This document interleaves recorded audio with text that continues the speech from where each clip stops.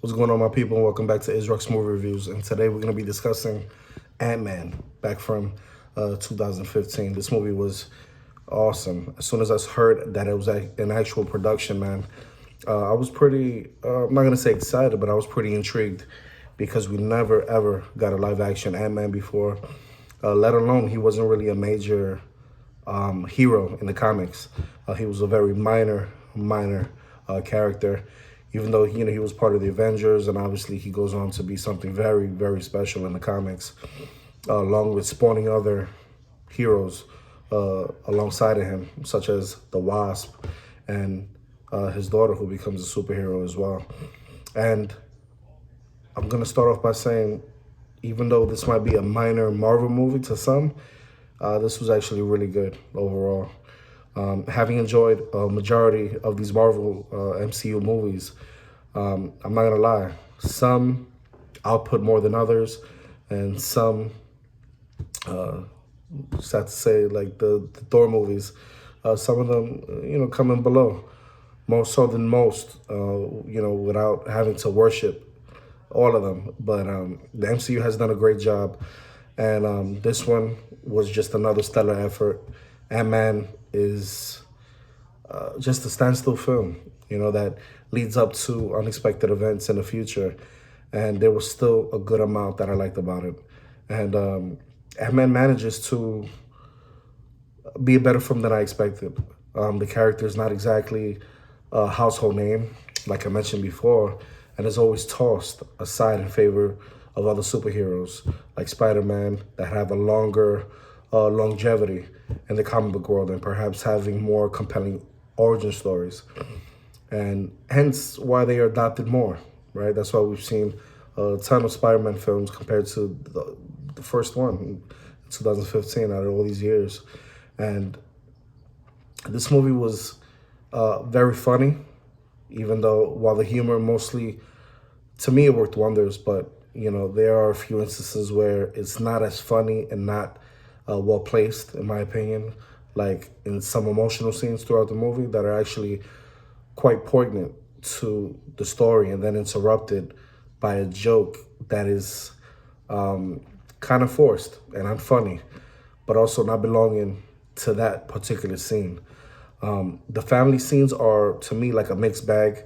Sometimes they're sweet, they're touching, while at other times they fall flat for me and they're very predictable. Contributing towards a few rare those stretches, but I'm just nitpicking when it comes to that. Corey Stoll also goes through the motions as rather a generic and undercharacterized villain.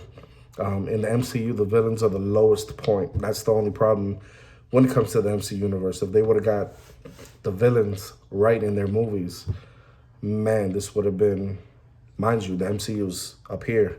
They make billions of dollars, literally. But man, if their villains would have just equaled the heroes in the story, these movies would have been on another level. But on the other hand, Ant-Man, when it comes to the actual film, it's a great looking film. It's beautifully shot. The cinematography is, man, second to none. It's really beautiful. You can tell, I think it's shot in LA or maybe San Francisco.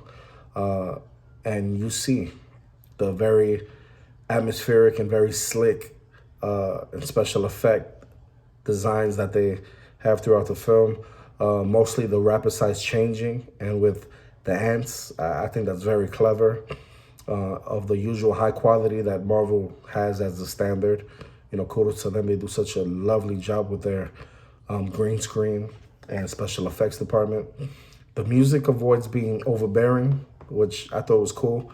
One note, too quirky or too bombastic, meaning too loud, fitting well done, I think. It was well toned. The mood, I think that the pacing was great. It was paced very wise. The direction is more than competent, and especially for an MCU film. Keeping the story going at a solid pace and telling of it's interesting enough, though maybe a little more flavor may have been added. Even it would have been more of a welcome, but I think they did a great job. While the action is not as much as your usual Marvel films, It's fun, very thrilling, very engaging. It's nicely choreographed and it's totally shot and edited, especially towards the end. I think that scene in the end in his daughter's room when they're going through the tiny toys, and it's incredible the way they filmed that. But admittedly, there are a couple of cheesy parts towards the end too, but kind of in an endearing rather than jarring way. And it doesn't jar with the rest of the film. That was one of the main problems for me. This movie, I think, was heartfelt. To me, this movie comes close to like a Home Alone movie. It's one of those movies where you're rooting and rooting and rooting for the good guy, while not necessarily rooting against the bad guy, because the bad guys in those films are kind of funny, just like Corey Stoll is in this one. He's not that bad. He just could have been better. I don't know if it was because of the direction they wanted him to take. I don't know if it was because of the directing or just what he saw on paper, but very entertaining. Or I have to say, there's some very smart and hugely entertaining scripting and dialogue here in Antman 2. I think that's what makes this film. It's not necessarily the action or the graphics. It's the scripting and the dialogue especially.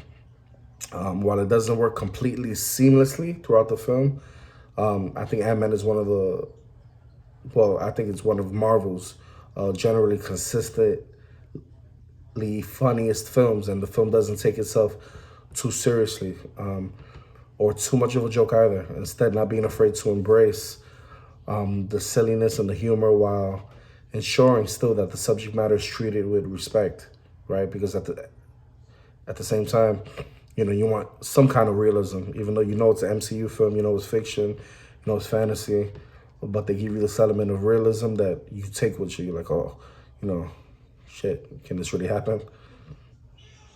And I think especially good with the title characters, deadpan quips, and the character of Lewis, his fast-talking patter. It makes the film, it just gives it this dynamic taste that is well needed. The story is mostly diverting.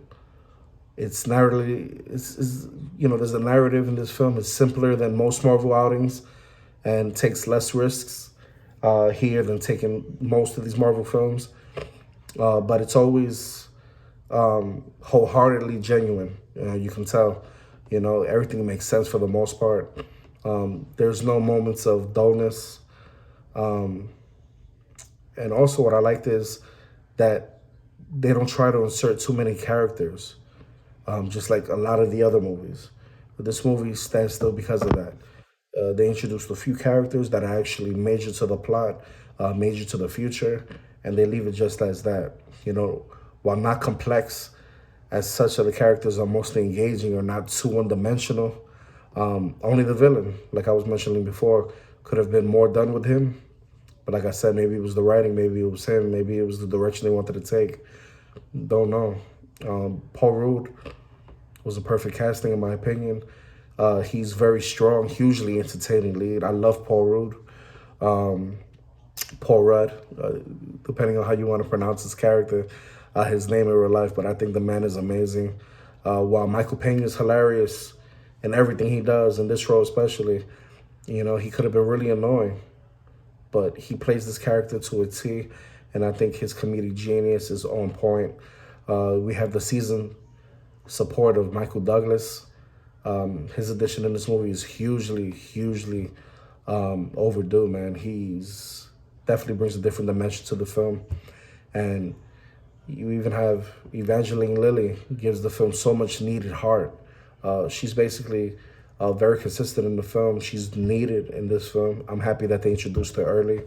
She ends up being the Wasp in the future iterations of this, in the sequels. Anthony Mackie is good too in his minor role. His scene fighting with Action Man and trying to get him out and stuff like that, I thought that was unique. I thought it was very funny. That was the first Avenger he would see. But, Antman executes a vast majority of its components that were really well needed, just that Marvel has done even better with before, maybe even since. I think that, giving him the backstory that they did, him being released from prison and then going straight but doesn't plan as he gets recruited by Hank Pym. I I loved it. You know, this movie completely took me by surprise. I really was shocked on how entertaining it was. It was a personal drama. You know, when I first saw the trailer, I couldn't help but think, "Honey, I Shrunk the Kids," and this film actually benefits from that view. Uh, this is certainly one of the aspects that makes the film so entertaining, because that entire idea of someone being able to shrink and they go back to the regular size in a matter of seconds is just amazing. It's a lot of fun. You know, a lot of credit goes to the cast for pulling it off. You know, Rudd was perfect, just like Robert Downey Jr. was perfect as Iron Man. The casting was simply perfect because he can handle drama, he can handle comedy. Surprised that he could handle the action. That's what surprised me the most, and it makes for a complete character. If you could do those two things in a movie, you got me. You know, Bobby Cannavale, also, I got to give him a quick mention. He was awesome in his supporting bit. And man, this movie, last thing was, Antman also benefits from clocking in under 2 hours, as the film never seems too long. It knew exactly what it wanted to do, it knew exactly how it fit in. The story isn't dragged on, and instead we're given these nonstop action and fun. It's not that type of film. There have been many good movies made for Marvel, many.